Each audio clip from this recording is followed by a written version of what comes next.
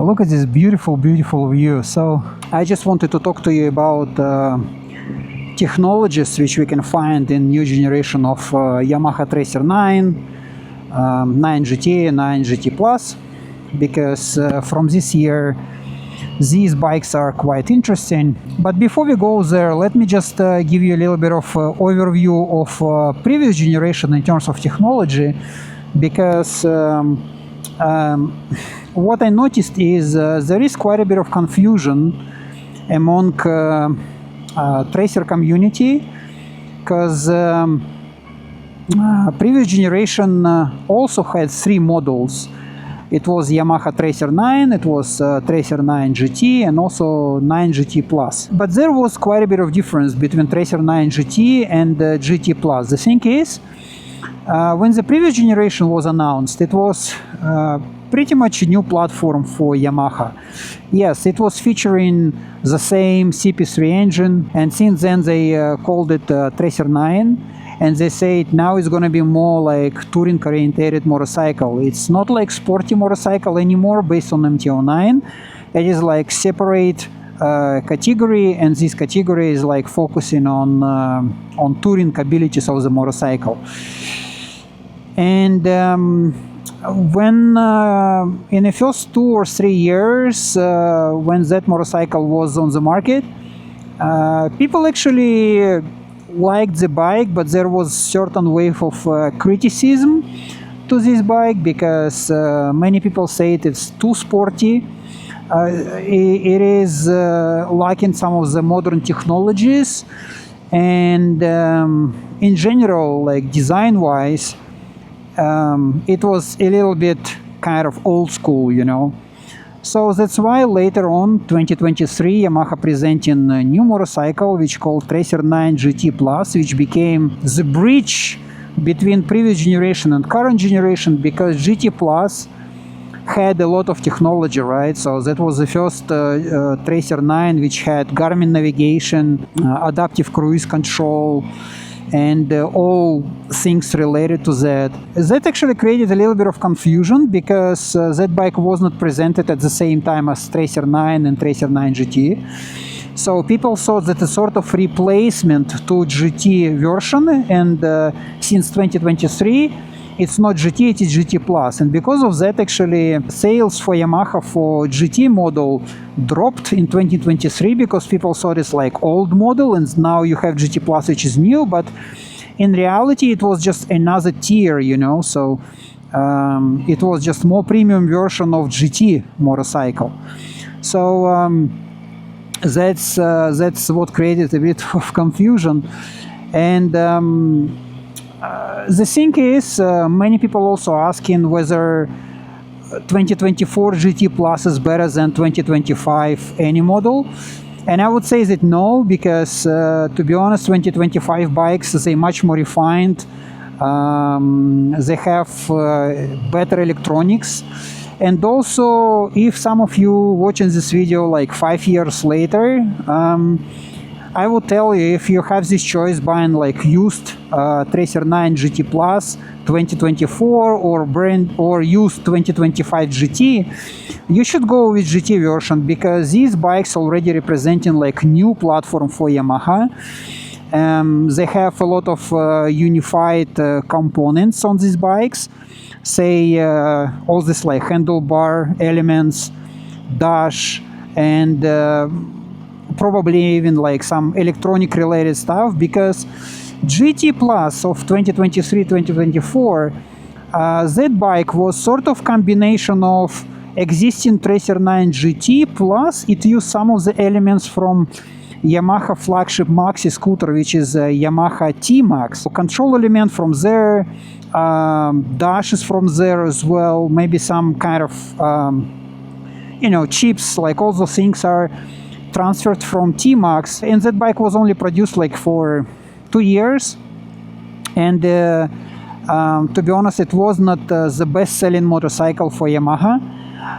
So what it means is that if in the future you need to fix anything, if you need to repair that bike, you're probably gonna fix some issues in terms of finding their parts and like those elements. This platform will be much better for you because you know, like you have exactly the same elements or CP2 platform on CP3 platform, and yeah, long term this is a new platform, or let's say refined platform, which gonna last you much longer. The bike has keyless access, right? So what it means is that you have your key in the pocket, and then you have this knob, you push it, you can see there is connection with the key, you turn it to the on position, and the screen is launching, right? I think this screen is the same on Tracer 9, Tracer 9 GT, and 9 GT Plus. If you want to operate with the screen, you have like joystick on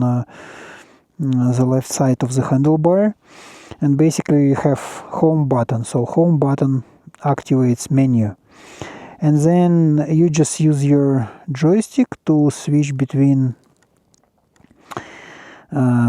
settings or elements which you want to adjust. So electronic windshield, applications, and when you go to the applications, you can connect the phone and you can control your audio, you can accept calls or make calls, you even have weather forecast, and you can connect like phone, you can connect headset, whatever you want. You can go here, you can see like connections, Bluetooth, etc. You can also hold the button, and that will activate navigation. Yeah, you see there is navigation.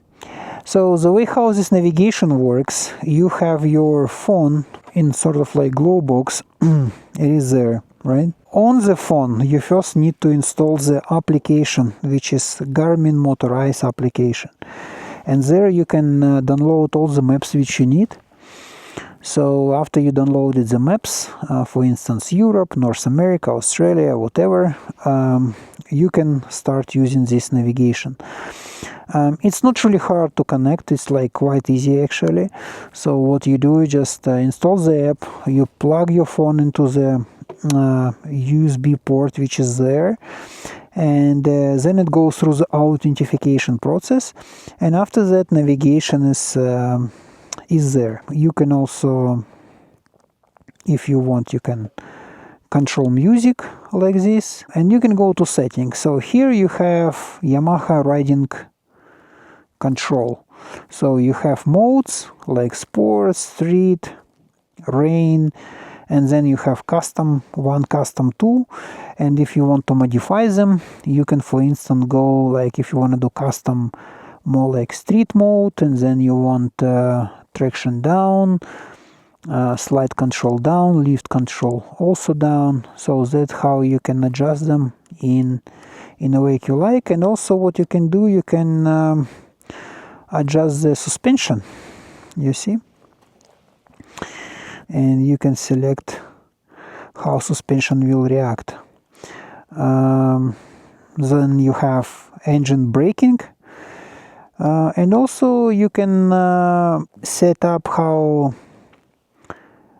quick shifter up and down works, right? So, and then you also have brake control. So it depends on how brakes work together. What you can also do, you can export it to your Yamaha Ride app, and basically you can also do all those settings in Yamaha app on your phone, and then you can just import it back here, do stuff on your phone, then you come back to the garage, connect, and then upload all the settings here, which is nice. You also have option to disengage certain features if you want. For instance, if you want to use this bike for a track day, you can switch off absolutely everything. It gives you this possibility. Then you have rider assistance. So for rider assistance, you have opportunity to adjust the headlight. As you remember, the bike features matrix headlights. So basically you can set up what type of response you want, slow, middle, fast. So that's how quickly the headlight will adapt or adjust to riding conditions. And then you have driving lane, so basically that allows you to switch between left and right. Depends where you are. So let's say if you're traveling from Europe to United Kingdom, you can just switch the line and the headlight will adjust accordingly. Then we have grip warmer. So it's kind of interesting what Yamaha did here. Like on a previous model, you had 10 positions, right, of how grip warmers are heating. So what Yamaha did this time, it offers you only 3 modes, like low, medium, and hard. And basically each of them has 10 steps. You can set up every step as you want. Also heated seat settings, pretty much similar setup. Clock display, it just gives you ability automatically switch the background black and white. So when you're riding in the night, it will be black background, and during the day it's going to be white. So for better visibility and readability. If you want, you can adjust shift indicator, you can adjust units, you can see when is your next maintenance, or you can reset it, suspension calibration, and you can reset like all settings. And you go to the menu and you can change the theme. It has like several presets, and I think my favorite one is this one because it's just clean, you know, so it's so easy to read in any sort of conditions. The button with the modes, quite easy to operate. So you push the button and you will see it will change the modes for you here. I found that the street mode is probably the most comfortable one. And also here it shows your net like phone data. So it shows what is the coverage if you have really good reception. It also shows your battery status and that the phone connected to the unit. So that's why when you want to activate navigation, just press the button and navigation is there. It has USB port here. What I don't understand is to be able to connect the unit to your phone, you can only use a traditional USB socket which is there in the glove box or phone box. But what if, let's say, you have your phone here on the tank and you also want to connect it to the head unit? Unfortunately, for some reason, this USB connection only works for charging. It does not work for any data transfer or data exchange. If you want to open the tank, you cannot do it when the bike is active. So what you have to do, you have to switch off the bike and then you can open the fuel cap. So that's how it works, and then you just close it by pressing it. The Garmin navigation offers you possibility to use maps globally for free. With GT Plus previous generation, it was subscription based. I don't know if for previous models they changed it for being free. You're able to connect your phone, you're able to control your music, access to calls and messages. So you can do all of that through the dash. It is really convenient to do with this kind of like control element on the left side. This it's pretty much handy. If previously we had only one scroll wheel on the right side and you had to go through the menu on that bike and adjust all the settings yourself. In my opinion, of course, that's how it should be with all modern motorcycles.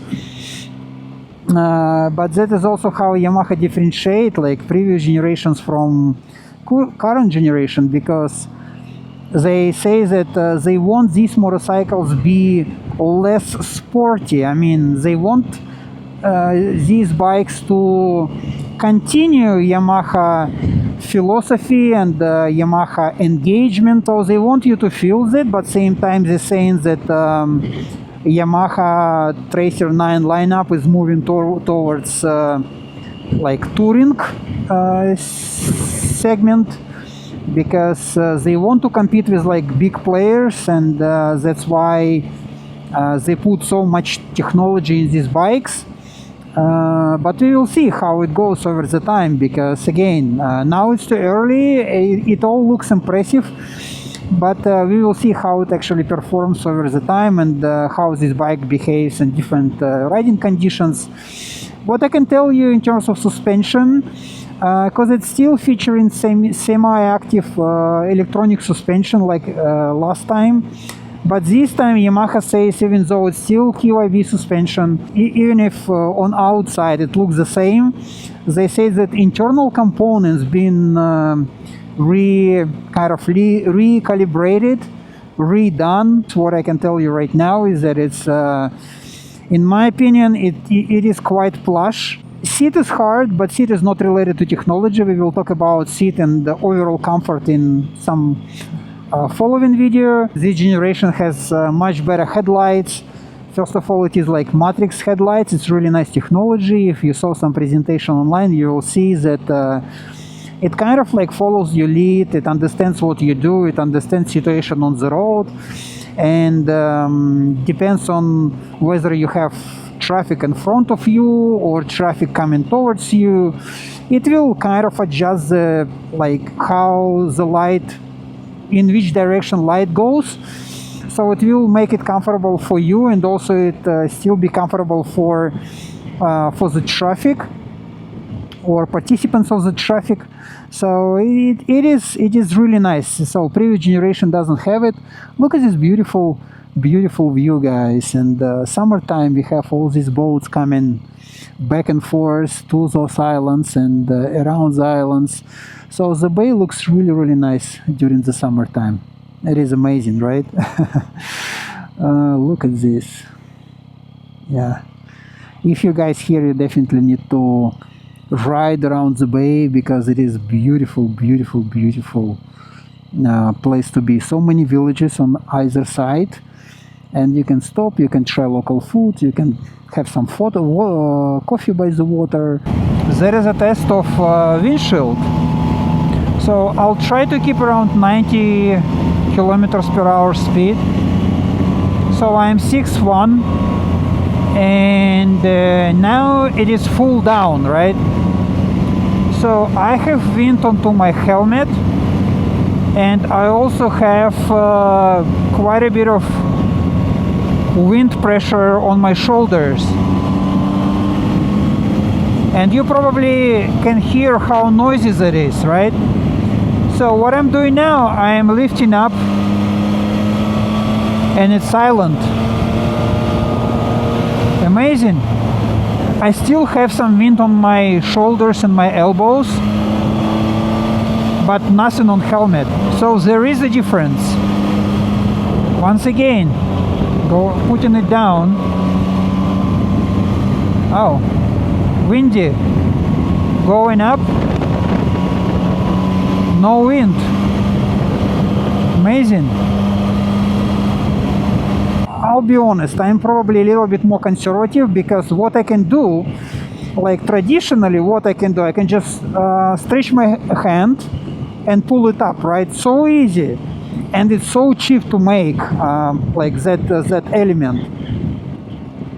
So I would probably more prefer that, because here what you need to do, you need to go to menu, you need to find the windscreen, and after that you push the button and goes up. Of course, I'll spend more time testing it.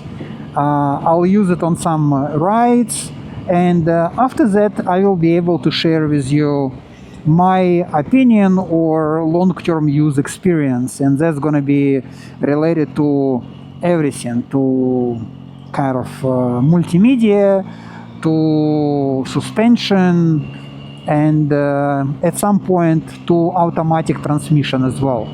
Thank you so much for watching, and I'll see you next one. Cheers.